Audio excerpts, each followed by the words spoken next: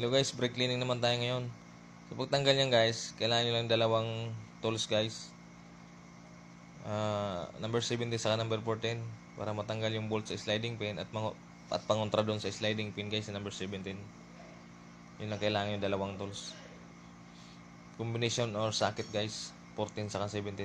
Yan guys, sisikwatin nyo lang yung caliper niyan. Bababa na yan guys. Tapos pagka nasikwat nyo yan guys, titingnan nyo yung mga brake pads nyo guys kung okay pa ba or palitin na.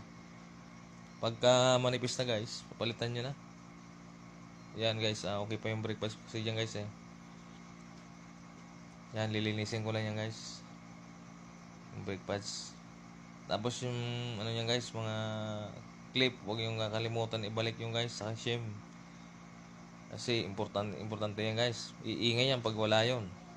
Kailangan maibalik nyo. Yan guys, yung sliding pin, kailangan hindi stack up yan. Kailangan malinisan din yan guys para hindi ma-stack up at magrasahan. Yan guys,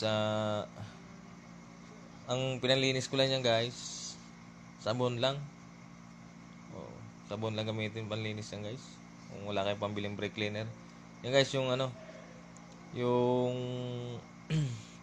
sliding pin, kailangan malinisan na yan. Yan guys, nalinisan na namin yan dyan. Okay na yan. Yan, malinis na yan guys, yung sliding pin. Dapat naglalaro yan guys na ganyan.